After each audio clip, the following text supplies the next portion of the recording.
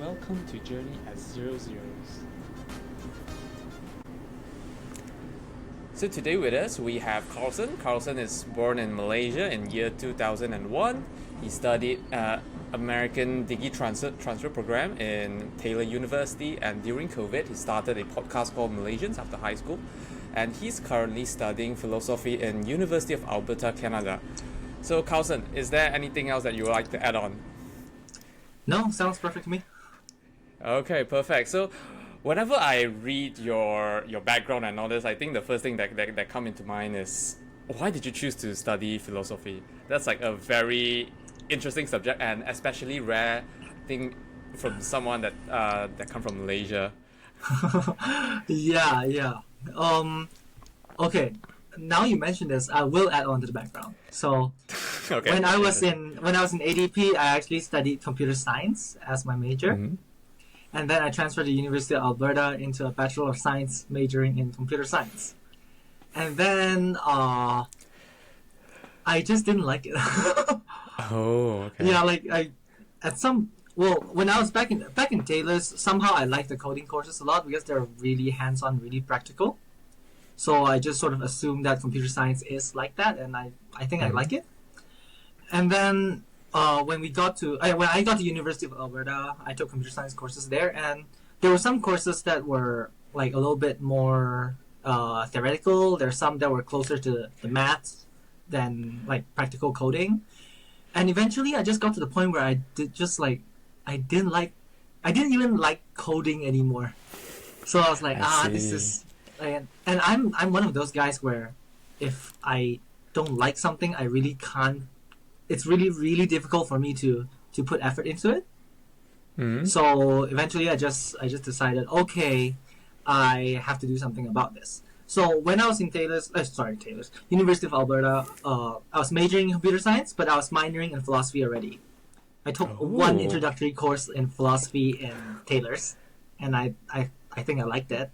And then so I applied for a minor in University of Alberta because my program is a general program and we have to minor.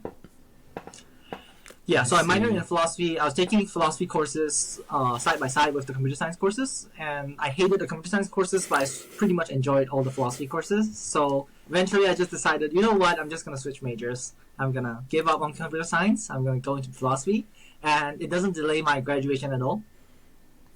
So yeah, that's how I got into philosophy. But in terms of actually, like how I developed this interest, well, Taylor's helped. Like I was in Taylor's and there was this introductory class, and I took the introductory class, and I was like, "Whoa, this is really interesting stuff." Like you learn about, you learn a little bit of like history of philosophy. You learn about the Greeks, Aristotle, Socrates, Plato, and then we also learn about, like in introductory class, you learn about like logical fallacies, like what makes an argument a fallacious argument, meaning like a bad argument, like argument from authority, strawmans. Like these are just like very technical terms. So basically, those are the sort of clues as to what makes an argument wrong argument, basically, an untrue statement. Yeah, so that helped. But the interest started a lot earlier, I would say. Like ever since I was in secondary, like when I was in secondary school, I don't even know what philosophy is as like a field of study. I know the Chinese term, or I know the layman term. Okay, philosophy. There are two different uses of the word philosophy. One is a general case where it's like, everybody's view of life is a philosophy. Everybody has their own philosophy. That's how you use the. I feel like that's the most typical one, right? Like that's like what everyone says everywhere. Yeah, but the second use case is a very technical term. It's like the field of study of philosophy. So the field of study of philosophy is a little bit more specific. When you invoke the second use case, which is the academic term, then immediately you would think of, everything starts with the Greeks. Like at least for Western philosophy, it starts with the Greeks, and then you'll hear of these terms like medieval philosophy, modernity, postmodern philosophy. Yeah, so that's a little bit more specific. and I didn't know this thing existed. So I didn't know anything about this when I was in secondary school. All I knew was the first use case, or even in like in Chinese, like 哲学, which translates into philosophy. But basically, it's like, oh, just like these deep thoughts, deep ideas, fundamental ideas. But I was interested in them, like, regardless. I was interested in ideas in general. That's what I would say if you ask, like, a secondary school me. Yeah, if you ask me what I'm interested in, I'll say, like, oh, I'm interested in human ideas. I'm interested in fundamental ideas, or interested in theories behind things. Instead of just doing the math, I don't like doing math, but I like understanding why the math works. And like out of the three sciences, I enjoyed physics the most because it was like because of the theories behind it. Yeah, but I didn't know of academic philosophy until Taylor's, and then I liked it, and then now I'm here. I see. Okay, interesting. Like it's quite interesting to hear that your like history with philosophy dates back like all the way to secondary school. I believe like many people wouldn't know much about it like back like at those ages and all. So like you did mention that you during your university, like right now you're studying like more on like history and then like understanding like what makes an argument false and all that. Like I believe that doesn't capture all like because like philosophy as a whole subject, what else do you study? Like is it like application, or is it like just theoretical? Well, there's actually a concern today. Like even within the academic field, even within the academic philosophy field, that philosophy is starting to become pretty irrelevant to just like the world in general. Why so? Because like a lot of the arguments that you see in philosophy today, you don't really see like very strong applications for them, or very wide applications for them. This is quite different back in the day, I would assume, but I'll break down for you what we do in philosophy, and then you can chime in later. A very important part of philosophy is history of philosophy. So again, it starts with the Greeks, and then it goes on to like you study people like Descartes, people that say, "Oh, I think, therefore I am," that kind of people. And then you go into, well, I don't know the full elaborate history, but then the German idealism is a big part of it. Like you read people like Immanuel Kant, and then Hegel, and then you read people like Karl Marx. Okay, interesting. You read people like Nietzsche. Yeah. So history of philosophy is like a very significant portion. Like every single philosophy student has to study history of philosophy, and then there are a lot of subfields of philosophy that is sort of optional. So, like for example, philosophy of art, philosophy of religion, philosophy of science. There's a lot more, like metaphysics, the study of being, epistemology, the study of knowledge. Anything concerning value. Oh, ethics. Ethics is a big part. Yeah. So all of that, like ethics in like AI, because like AI is a new thing. Is that like part of it as well? Oh yeah. So that's a more applied. Okay, so even within philosophy, you can separate things into more theoretical and more practical or more applied. So, like for example, for ethics, you can a more fundamental portion would be what we call meta ethics, like what makes something right or wrong, or how should we even judge that. So that's in meta ethics. But then in more practical courses, you can take something like ethics in AI, or medical ethics, or like just very applied fields, like ethics as it's applied to certain fields. So AI ethics is a really big thing right now because it's new. Yeah. I see. Interesting. Okay, yeah. Those are like quite a lot of things I never thought that it would be part of philosophy itself. Like, because it is true now that you mentioned like ethics is actually quite philosophical. So it makes big sense to be part of it. Like, but I think on the surface itself, we just never thought that actually, as a philosophy student, you'll be studying ethics and all that. Yeah. But just wondering like Oh, sorry. But just wondering like, so what studying philosophy, usually people will just ask, what's a career path after that? Like what's the expected outcome? Like do you become a professor? Do you become a philosopher? Traveling around the world, figuring out life, figuring out about life, and all. So what is the usual career path? Or Okay. actually, it's like a lot more direct than what we think. Okay, yeah. So, in terms of direct career paths, it's really just being a professor. Today, like in 2024, being a philosopher means being a university professor. Those Making two things research are and all that, sharing equivalent. your Yes, theses. yeah. Those two things are equivalents today. Um, yeah, that's probably the only direct career path. Um, yeah, that's like in terms of really straightforward direct career paths. You could. There are other direct career paths that are still somewhat rare. Like for example, being on an ethics board in some kind of like. Oh. Okay, like for example, the medical association somewhere is trying to figure out whether or not we should legalize assisted suicide. I don't even know the technical term for it anymore, but like you know what I mean, right? I get what you mean. Like basically Yeah. like let's say like basically in medical or in newer fields and all this, there's a lot of things that I believe we never studied, we never expected and all that. Or even sometimes like especially in law, sometimes it's because of some new cases that we implemented into a law. I believe it's almost the same for ethics, where something new happened, then okay, then you get someone in to think about the ethics of this. Okay, what should we set like new guidelines for this kind of Yeah. ethics? Would you say Yeah. so? Okay, I think the job title for it is called ethicist. Ethicist. Yeah. Interesting. Yeah, but wherever they need ethicists, yeah, that is that's a somewhat direct career path, I would say. A lot of people in North America. Okay, so in North America, law school is not an undergrad study, unlike the UK. Okay. Law school is something you only apply to, just like med school here. Law school is something you apply after you finish your undergrad studies. You can study whatever in your undergrad studies as long as you show academic excellence. You can apply for law school after taking an exam. So a lot of people go into law school.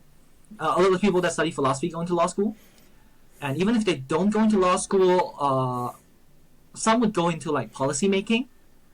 Apparently, you don't need to be a lawyer to be like a policymaker. So, yeah, there's a master's in public Interesting. policy that doesn't even require any specific undergraduate studies. That you can just take like any general undergraduate study in the humanities and then go into public policy.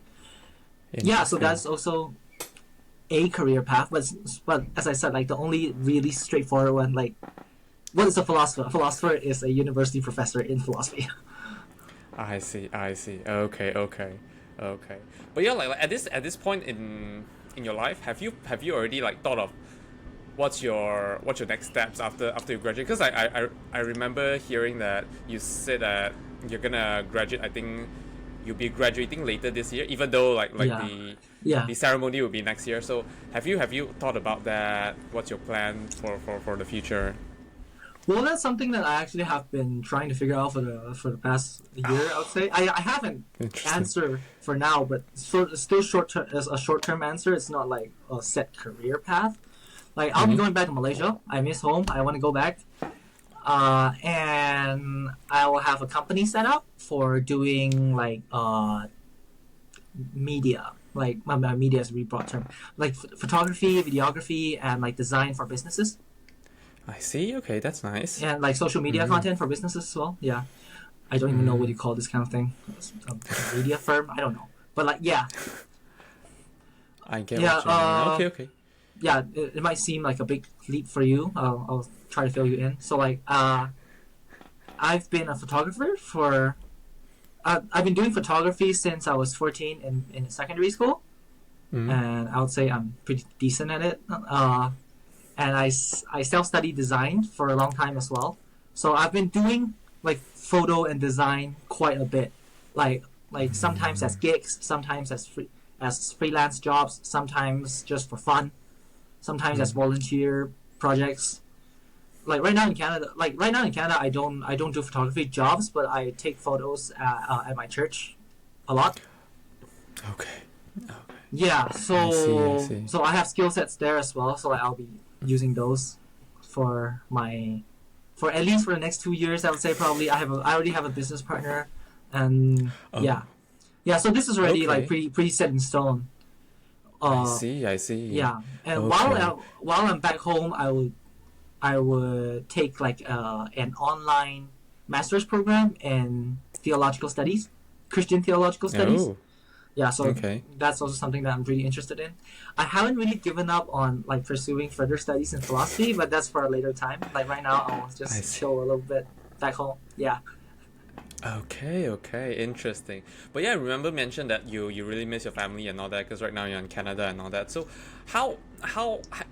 was it easy for you to come over here? I believe it's a few years program studying in Canada and all that. Was it easy for you to be away from your family so far away? Well, easy. Yeah, I would say so. Like it wasn't Mm-hmm. difficult. It wasn't difficult. Like yeah, I still miss home. I would like to be home, Mm-hmm. but it's not it's not difficult in the sense that like I'm homesick. Okay. I don't feel right. I'm a little bit more adaptable in that sense. Like Okay. I can be thrown into really foreign environments as long as like I have enough money to spend. I have a roof on top of my head. I have food to eat. Like as long I as like see, I all of see. these necessities are taken care of, I am usually okay. As long as the practical parts are like settled, like oh no worries, I can actually be anywhere. Yeah, as long as I can, I believe like hit home once in a while, seeing that the family is fine and all that. I think that's good, right? Yeah. So like I'm not the kind that would be like homesick. Like Mm. as sort of like something that would stop you from being operational. Yeah, that's not a problem I have. Okay, that's great to hear. That's great to hear. But you mentioned like because like going back, your near future plan, you'll be starting a business, and then now that you have a business partner, Yeah.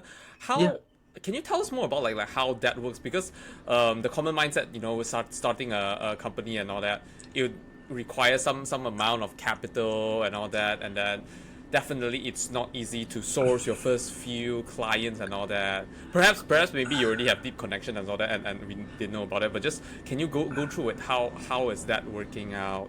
Oh Yeah. yeah. Okay, so okay, I'll scale it down a little bit smaller. So like for example, Hmm? if you're a photographer, let's say, if you're a Okay. photographer trying to get business, trying to get into like building a photography business, as long as you have your own equipment, like as Hmm. long as you already have like a camera, you already have a flash, you already have the stuff that you need basically. The you don't really need like actual like cash capital to start. You Okay. need time, you need effort, but like in terms of actual cash, you don't need anything extra for you Hmm. to start off as a photographer. The reason why I'm saying this is that a similar idea applies to the business that I'm starting. Like we do photo, video, design, and all of these. Okay. Like I have my own computer, I can do design on my computer. Hmm. Photo and video. Uh, my partner has camera. He's doing. Okay. He's shooting. He's shooting at our clients' places like back in Malaysia. I do the like right Okay. now mostly I just do like post production and design.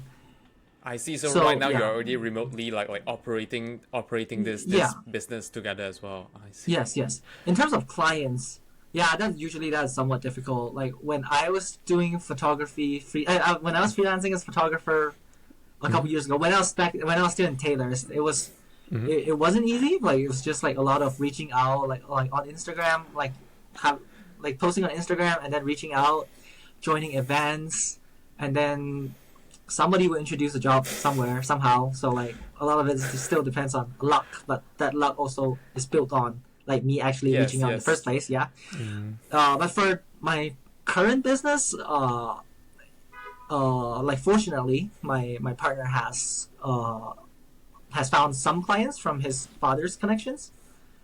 Like Oh, his okay. dad That's knows a couple of amazing. business owners, and then they all need like some social media work done. So like yeah, perfect, we can do that.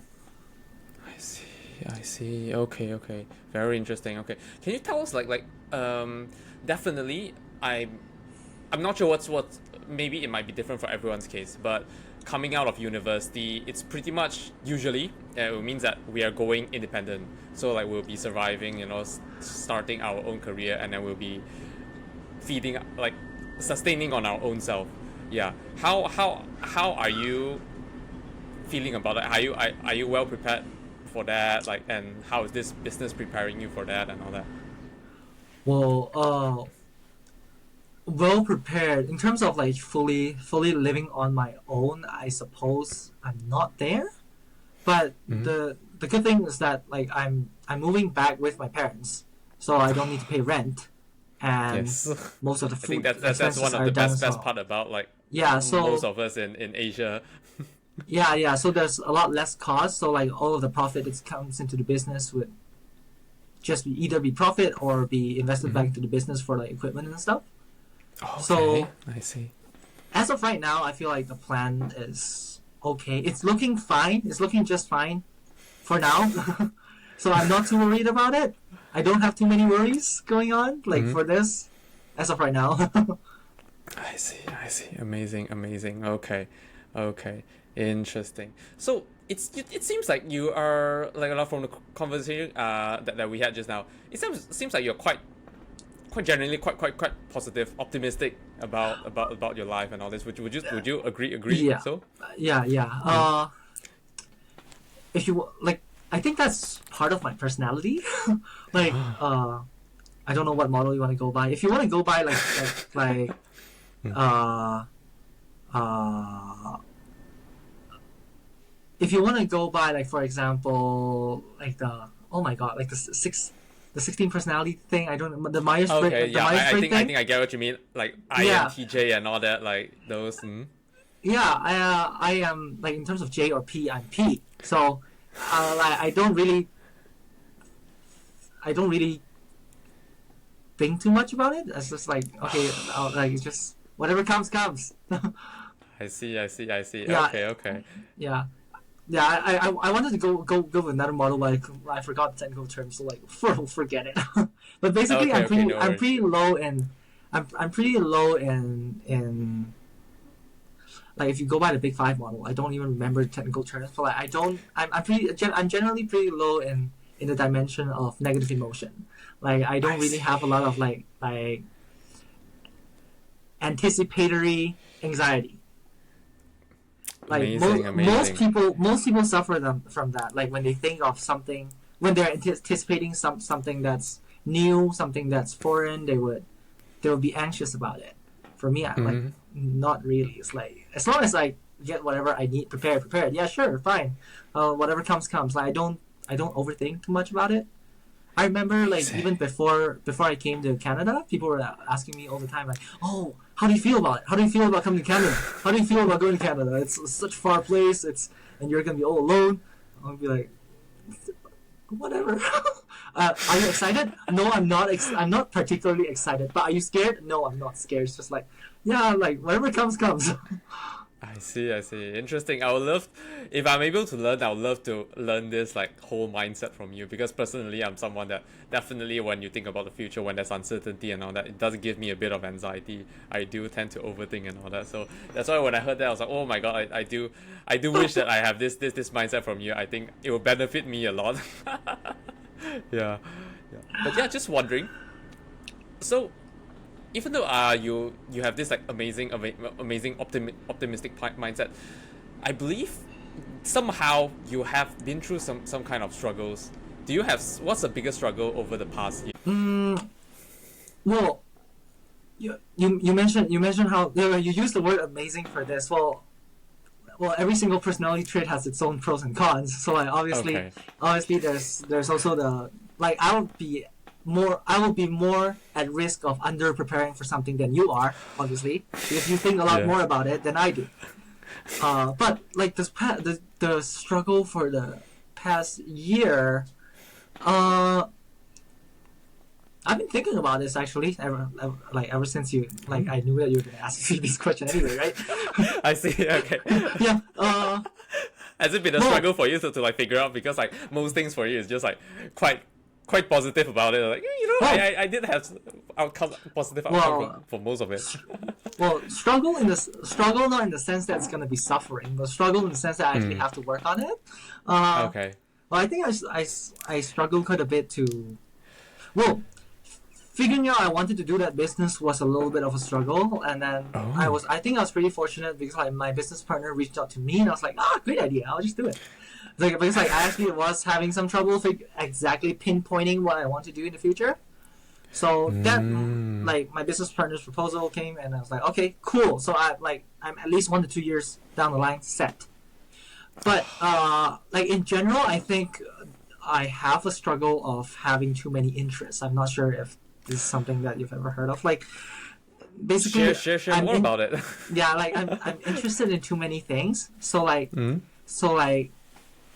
in terms like when I'm thinking about future plans, it's really out there. Like everything is so far apart. Like, do I want to go into academia and spend like 6 years getting a PhD, or do I wanna just go straight into doing like design and photography and stuff like this as a business? Do I want to work at a firm for design to learn the trade a little bit better, because I've never actually worked at a company for designing stuff? Or do I want to go back into coding, but not for academic stuff, but just for just for Not like studying like the maths of it or something like that. yeah, Just but doing actually pure just the coding and practical all. stuff, or like wild stuff, like be a director, direct a movie, Wow. like just like it's out there, like and that's just in terms of career paths. And in terms of things I want to learn, it's even more, because like that's all just possibilities, right? It's not capitalizing on anything that's already actual. It's just possibilities. So like, it's everywhere. So like it's really and I didn't have this trouble of actually having to pinpoint something, like maybe like 5 years ago, because I had time. I was young. I didn't have to care about like actually earning a living and stuff. It's just like student life. So like, I can think of whatever I want. I can imagine whatever I want. I can live my own fantasies. Like it's just like live while you're young and all that. Like the future is still so uncertain. I can do whatever I want. Yeah. Yeah, but now, that's not an option. I can still have a lot of interest, but I have to prioritize and navigate through it somehow. I have to have something that will take up most of my time, that will feed me, and then something else that's like just on the side. And how do I actually allocate the time for all this stuff? That's something to actually be concerned about.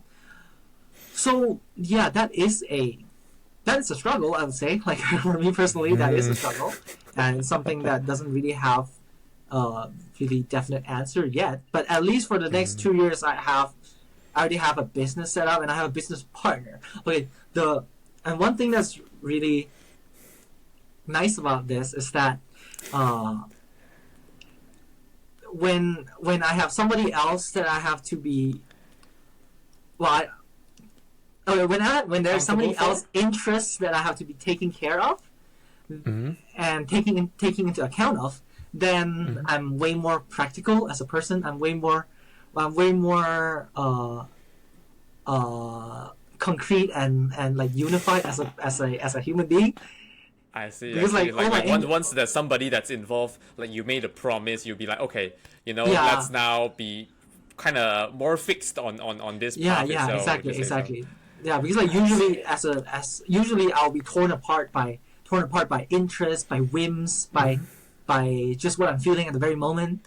But the moment somebody else is involved, then all of this will be pulled together. So like having a business partner is actually like perfect for my situation right now. Like there's actually something that's said that I can't just back out of any second. Yeah. I see. Yeah, but other interests, the problem is still going on. It's still like I still have to figure out exactly where I'm going with all this. I see. It seems like you really enjoy learning. Would you say so? Yeah. I really enjoy learning. There's so it's funny how I like to experiment with all the like tests that will tell you who you are, like all the personality tests, or like strength tests, like stuff like this. There's this one test that I did. I still, again, sorry, I don't remember the name, but basically I don't remember the name, but like it basically it shows you strengths and weaknesses, and the top strength that showed was learning. Okay. Yeah, basically I'm like a very avid learner. And that's a strength, but also as a flaw at the same time. Because the flaw is that you end up you just kind of like too many things that you want to learn. You just like keep Yeah, on yeah. like. And learning is like conquest, right? It's like once you have conquered this area, move on, move on, move on, move on, move on. So it's always something new. It's always something new. Yeah. I see. Yeah, it's a strength and a weakness at the same time. But yes, yeah, like you said it right. I like learning a lot. Okay, can you tell me like what is your drive to learn? Like, cause like I believe for many people, like sometimes they have to push themselves to learn. Even myself, like for certain times of the day, like like particular subjects that is quite essential for me to learn, I have to push myself. And how do you allow yourself to learn? Like, what is your drive? Well, curiosity, interest. I know that's a very cliche answer. Okay, but I mean, those are the main reasons, right? Those are even though cliche, they are the main reasons. Yeah. yeah. Well, I think that's definitely the answer. If somebody can't understand that answer, then it's really just how different our curiosity works. like, like I'm just always curious about how things work. There's so many mysteries. So many mysteries. Everything is a mystery. And yeah, like it. What I learned really just depends on what is what is graspable at the moment for me. Like for example, I can ask a really big question and have no way to approach it, then I can't do anything about it unless like how do I put it? It's like if there are two trees that has fruits, one tree is shorter and the other tree is taller. Both are desirable, but I would always pick the shorter tree because the bigger tree is too big of a climb. I see. So yeah, I so see. that sort of decides what I'm learning, but it's never I never question whether or not I want to learn. I always want to learn, but it's just what to learn. Okay, I see. Okay, so would you say like you have like for every time when you're learning there is a goal to it, you would like to achieve that goal, like getting that to the final destination of figuring out the answers? Yeah, like that's I think religiously that's what you would call truth. Yeah, but basically it's always a drive towards that. It's always a drive towards figuring out what's what actually is going on. I see. Have you ever encountered like any moments when you're curious and then you just couldn't end up with the answer? Like it's initially you approach that question because you saw a fruit there, but then as you reach that fruit, you realize that it just creates more questions to it. Well, usually that's the case. Actually, usually most of the Okay. time there's no. Okay, when we're thinking of getting one definite answer to a big question, usually if you end up with one answer, you are wrong. Okay. Like I if see. okay, if you end up okay, I have to refine it. If you end up with one simple answer, where it's like one white dot, everything is black, usually you're wrong. Usually it's way more complicated than that.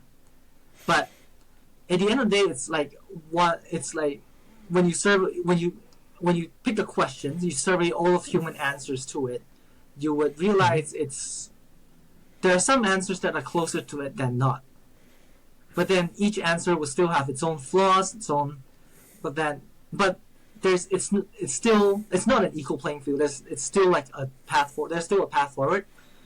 Yeah, and even when I can't really get like really close to it, just understanding the whole field of human answers is also a really big thing because then you can navigate conversations around it. Yeah, and I think that's also a really like I'm really interested in the human being. So like psychology is a big thing that I'm really interested in, and philosophy obviously, but like philosophy, psychology. I mean, they are quite close. One is like human behavior. One is like the human interpretation of basically life or like what's happening around us and all that. I believe. Yeah. Like one is philosophy is like the product of the human intellect, and psychology is like inquiry into the human intellect itself. or the human being itself, Okay. the being that That's a way produces the better answers. answer than mine. Yeah.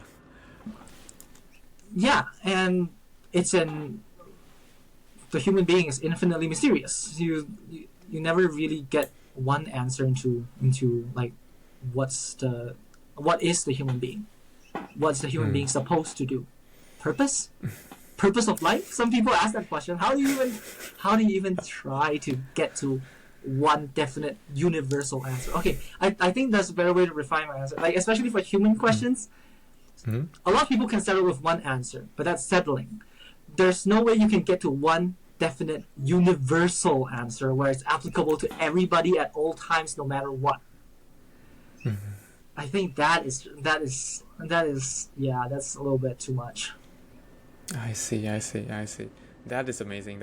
I love how you really like went through your whole like thought process of like learning something, and then you would like love to dive deeper, and then you actually, yeah, that it's very philosophical. that whole discussion itself. Well, I read somewhere that there's sort of two kinds of people. The one kind is people that fully process their thoughts before they speak. Another kind of people is people that process their thoughts while they speak. So I belong to the second camp. So because like I think me being extroverted kind of contributes to it, but a lot of times I'm sort of thinking while I'm saying things, because like I can hear myself. Okay. And then while I hear my own arguments, I can or my own formulations, I can figure out whether or not my formulations are sound. So even before you correct me, I can correct myself, something like that. I see. Okay. Would you say that like you live life the same way as well? So like you process life as you go on instead of like planning way ahead.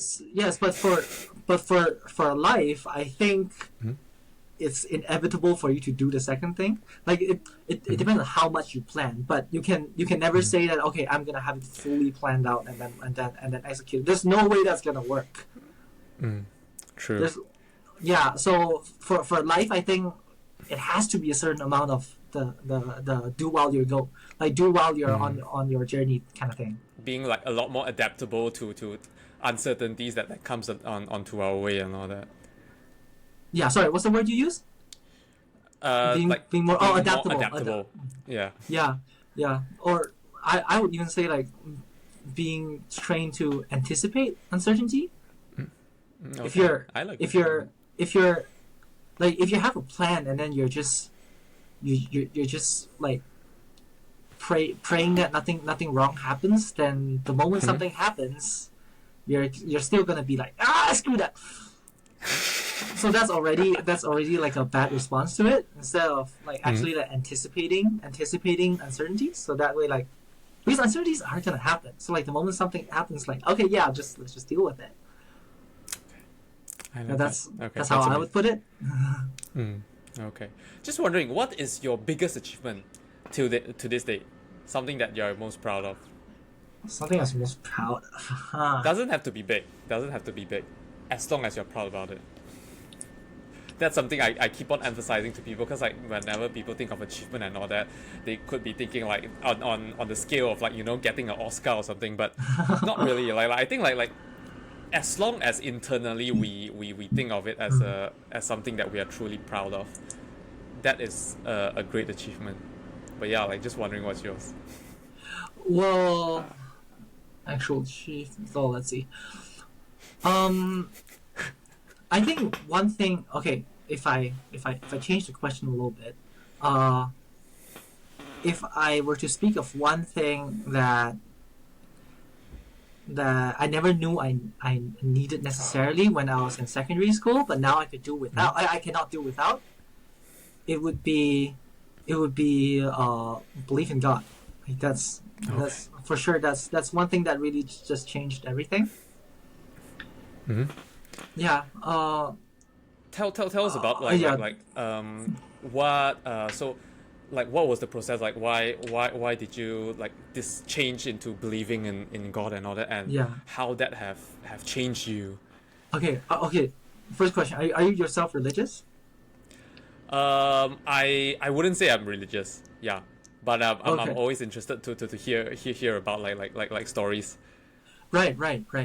So, uh, when I was in secondary school, Mm-hmm. I had my fair share of suffering. I went through like a really weird, a very bizarre sickness, and then that really screwed up a lot of Oh, things. Uh, okay. but at that point, I was very much a skeptic of everything. I Mm-hmm. was, uh, and at that point, I sort of grew up in the church. I went to church ever since I was a kid. But at that Mm-hmm. point, I was really questioning things. I was like, how is this not just like moral teachings? Why is it necessary to say that it's God's teaching? Because like a lot Mm-hmm. of teachings really just coincide with like Chinese 道德经, like the stuff that you Okay, yeah, learn in yeah, like moral class. true. Yeah, It's like so being kind to people, being nice and all that.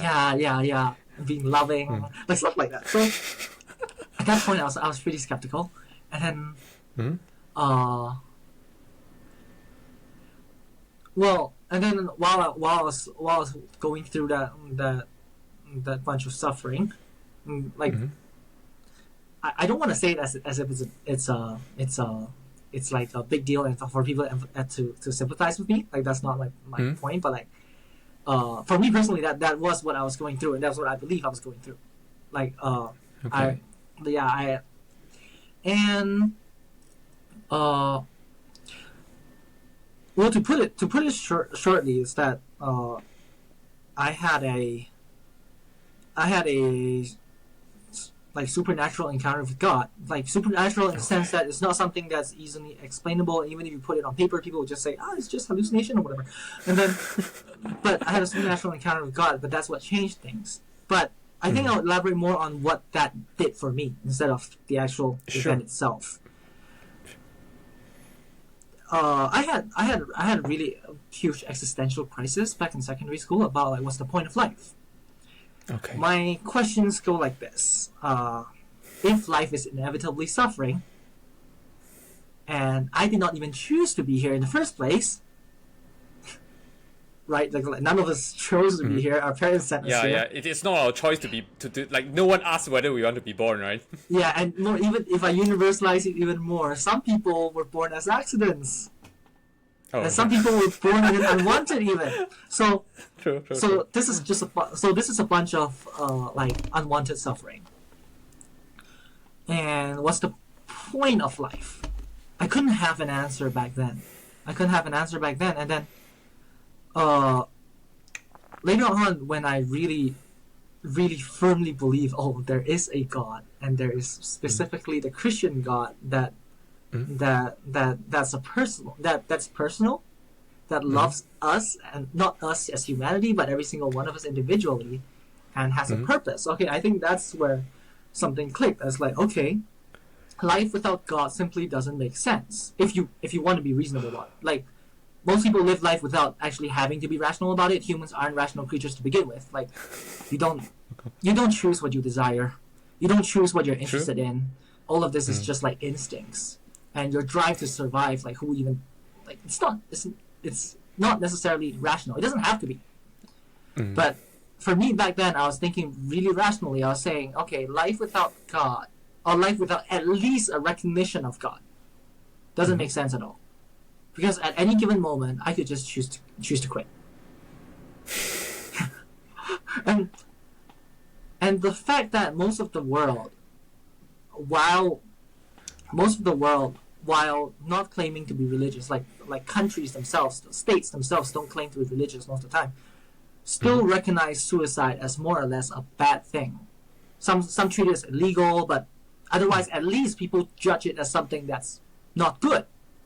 Mm. Speaks a little bit about it. I feel like it's like Mm. there has to be some divinely ordained value in every single human being that even we recognize in other people and ourselves for us to say that suicide is a bad thing. And yeah, that's one thing that did for me, is that it really concretized the idea that life has purpose, Okay. and that and that the world is by design a certain way, and me and you are by design intentionally. Yeah. Okay. So like each of us basically have a purpose to be here at this point. Like me meeting you and all that. That like Yeah, there is yeah. a reason to be Yeah. there as well. Yeah, your parents might or might not wanted you to be there, but God definitely intended you to be there. Okay. Yeah, That's amazing. That's amazing. Yeah. That's one thing that really did for me. So like it sort of solved like the existential problem that I had posted. I see. That's amazing. That's amazing Yeah. to hear. Yeah. Yeah. Okay. So that's something that like okay, back to your question. It's something I'm definitely proud of. Like if I were to go back and talk to my secondary school self, I would say that yeah, that's like one of the things that you haven't done that I've done that I'm really proud of. I see. Okay. What's your biggest fear? What's your biggest fear in life? If or how should I say it? Actually no. Yeah. What's your biggest fear in life? Let's just simplify this fear here. in life. I think there's a stronger version and there's a weaker version of this. Let's hear both. Okay, I so would love to know why is there a stronger and weaker version as well. well, when I say the stronger and weaker version, that means the same answer but with two different degrees. Okay. So, so elaborating on the God's ordained purpose thing, that means like every single human being have a mark to hit. Where basically we're not like it's every single person you're actual at the same time you're potential, right? You're being at the same time you're becoming. You at your point in time right now you are a certain being. Like would you say that there's a target to hit? Like there's yes. However elusive that target is, and even if you don't recognize the Christian target of holiness, or the Christian target of heaven, every single person acts as if there's a target to hit because we're always talking about improving ourselves, right? We're talking about getting to a better place. We're talking about improving our situation, improving our society. We always act as if there's a target to hit, even if we don't necessarily recognize any concrete. So, my biggest fear is the weaker version of my biggest fear is unfulfilled potential. Okay. Like me, like maybe at this age, or maybe at this age I'm striving to be somebody great, or maybe I'm striving to do something like maybe I'm like actually working hard and not being what do you call it? Just not just being passing proud, by like my feeling days. proud of yourself. Would you say that? Well, feeling proud of that's one way to put it. That's not exactly what I'm looking for, but that's also one case of it where like you're proud of yourself and then you don't feel like there's any reason to strive for something higher anymore because you're already there. Okay. That's a fear that I don't really have, but it speaks to the same reality. It speaks to the same reality of not going further. Okay. So I fear more or less the same thing of like settling down and be satisfied with what I have. It's that Steve Jobs quote, right? Be hungry, be foolish. That's sort of like a motto. It's like always be hungry, be foolish, and in a religious sense, be humble and always seek God and like seek what is higher, basically. Okay. That's the weaker version. The stronger version of a fear is probably like in religious language, turning away from God. In secular language, turning evil. Oh, okay, I see. That is a fear. I feel like sometimes I would tell people like if one day I'm no longer this guy and I'm somebody that you would call evil. That's when you will have to like knock some sense into me or something. Because that's definitely not somebody I would want to be, right? I get it. Like I can imagine that. Like definitely, if one day we realize that it's, or I'm not sure if you agree with this, but basically it's someone that we don't even like anymore. Like us becoming someone that we don't even like anymore. That is like probably like the worst form of us that we can become. Yes. And I use the language I use because like in my world, in the Christian world, there's a scale going on there, right? Like you're trying to get to holiness, which is where God is, and you think of it as like a ladder to climb, or like just a grading scale. I'm going from 0 to 100. My weaker fear is unfulfilled potential, which is somewhere here and just settling down. My stronger fear is going down here. My stronger fear is not just to stop the descent, not just to. My weaker fear is stopping in my ascent to heaven, and my stronger fear is starting my descent to hell. That's how I would put it. But yes, what you said is right. I just applied the scale to it. I applied like an actual like vector scale to it. I get what you mean. Okay. Are you happy with where you are right now? Where I am right now, well, happy, like content, but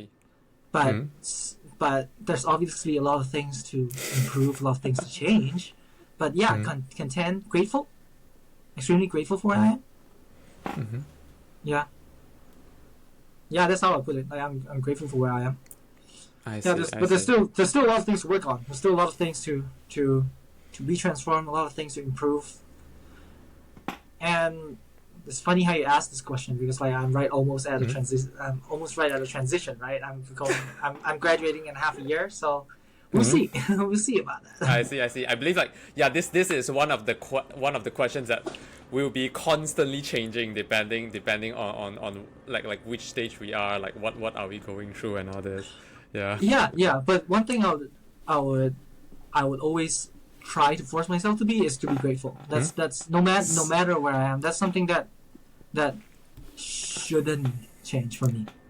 Same. I totally agree with you. Like it's, well, for me, I like previously I do tend to forget to be grateful, because sometimes at least for me, I'm not as optimistic as you, so like sometimes we will just notice the more negative parts of life and all that, and we forget that many things, even today itself, many good things have actually happened, just that we don't focus our attention to it. And right now I do a gratitude journal every day, like I have one at night and I have one in the morning, just to think back the day, like actually what are the amazing things that happened. And then you actually realize that many good things are actually happening around us, like big or small, and these are the things that we should notice. Yeah. Remember how I talked about the existential crisis back in secondary school? Yes. This is one of the core lessons that really like kept me going, I would say, like gratitude. Because back then a lot of things were going wrong. Every single day a lot of things were going wrong. But at some point this is during my doubt God phase, okay? At some point I was like, this is what it meant when the Bible taught us to be grateful. It's like I was like, this is the only thing that's gonna keep me going, because like every single other thing just points to death. Or like by death I mean like just the opposite of life, the opposite of like vibrancy, like death as in like just like suffering, pain, that sort of thing. Yeah. So yeah, that's really the one thing I got.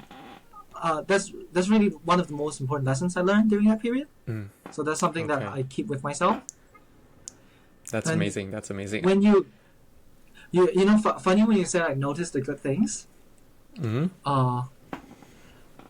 If you, well, okay, I'm not questioning you. Okay, I'm sort of like giving you a little challenge. When you read something like Viktor Frankl's Man's Search of Meaning. So have you heard of this book? Okay. I think I heard of it, but never read it. Okay. Okay, so Viktor, to add on to my reading list. Oh yeah, Viktor Frankl was a doctor and a psychologist. But he was a Jewish doctor / psychologist in the Nazi camps during the World War. Yeah, so when you read of his accounts, it's I was like, my first iteration of learning to be grateful is something similar to yours. It's like notice the good things and be grateful for the good things instead of just paying attention to the bad. And then that book, somewhat, that I'm not sure if it was that specific book that challenged me, but something challenged me and challenged this level of gratitude, because like, okay, when you're in the Nazi concentration camps, it's really hard to just notice the good things. True. And also you are tied together with the uncertainty that you don't even know if there's going to be an end to the war ever. Like that's something that they had to contend with, and that's probably the more gruesome part. Like if you have sort of an expectation of when your suffering is going to end or how your suffering is going to end, you might still have hope. But for them back in the Nazi concentration camps, that was pretty tough. Yeah, They didn't know if such a day would one come. thing is that, like, most of the things are not within their control. It's not like they can do anything to change it. Yes, exactly. And not only that, so you're talking about how the environment is not up to them. Yes, but but at the same time, everything that's actually up to them is distorted or skewed. What I mean by that is, if your environment is out of your control, you can just say, I can't do anything about it. It's not up to my choice or will. But in the Nazi concentration camps, you are encouraged to be a bad guy. You're encouraged to snitch on you're encouraged to lie, you're encouraged to snitch. I think that is a more tormenting part, because you have to willfully do that every single day. You have to willfully betray your comrades, or not Sometimes I believe it means like breaking your own principles as well, your own belief. That's why it's tormenting. That's why it's tormenting. You're actively being incentivized to do it, to basically betray your brothers, to just so you can have that little bit of benefit inside that hell. Yeah, so that's something that really challenged my notion of gratitude, because I'm not sure if that idea of just sort of paying attention to the good and not to the bad would hold up in a situation like that. So eventually in the Bible, I found an answer to this with like the notion of just life itself is worth being grateful for. Like that's accompanied with the ideas that creation is beautiful by design, corrupted by evil, and meant to be rectified by us. So you and I have a purpose to live, and every single day we live, the world's beautifully created. We are beautifully created, and life itself, this living breath itself, is worth being grateful for. And there's this one line in the Bible. I'm gonna paraphrase, but there's this one line in the Bible I love so much. Yeah. It's like, share it. Every single morning when I wake up, I look in the mirror, and I thank God for I see God's likeness in me, because I'm made in the likeness of God. So every day when I look in the mirror, I see myself, but what I'm actually seeing is the image of God, in which I can be grateful for and praise. I see. Like if I paraphrase it in another way, would you say that like every day I see the best of myself? Would you say that? I see a me that's brimming with potential and okay, amazing. Yeah. That's a plenty beautiful of one. reason to be. Okay, I see. I love that. Yeah, That's because like every amazing. single day, if you're the best of myself notion is useful in its own way, but it's also like the flaw of it is that sometimes if it ties back to the pride thing, right? The one that you mentioned earlier. If I'm already the best of myself, who am I to become? Yeah, so every single day I'm happy for my being, but at the same time I'm also striving for something more, right? So that means by definition I'm not yet the best of myself. I see. Okay, I got what you mean. But I think you could imagine that, like every single day when you look in the mirror, even though you see yourself defective as you are, what you're seeing is potential and a future best version of yourself that you have not yet become yet. It's kind of like the half glass full or half glass empty kind of thing. Like you see like, oh, this is like it's okay. It's a bit different. You see the half glass empty as the potential that you can actually change and all that. Like there's a lot of potential that you can do towards that. Yeah. I see. That is amazing. That's lovely. Yeah. Yeah. Thanks for your time on this podcast as well. It's really I really enjoyed the conversation with you. Like it's very very deep rooted in like really challenge my brain. Like really tickle my senses. You know, just to like think through like all this stuff. It's very philosophical. I can see why philosophy is really really suitable for you. Yeah. But yeah, just wondering. So, if the audience would like to reach you, which would be the best way for them to reach you? Instagram. Amazing, Instagram amazing. at the and then Carlson Ung. Carlson Carlson and NG Ung. That's my surname. Okay, I'll just pop that down in the description below, so anyone that's interested, you know, you would just be able to go and find you. But yes, thanks everyone for listening or for those that are watching. So if you really like this, do leave us a review on Spotify. Please give 5-star if possible. And yes, if you find this helpful, please share it to your friends and family. And yes, thanks again to Carlson for joining us in this podcast, and we'll see you guys next week. Bye bye. Remember to subscribe to get notified as new episodes comes out weekly, and please share the link of this podcast to anyone you think would enjoy it. This is Andrew Kwan from the Journey at 00's podcast.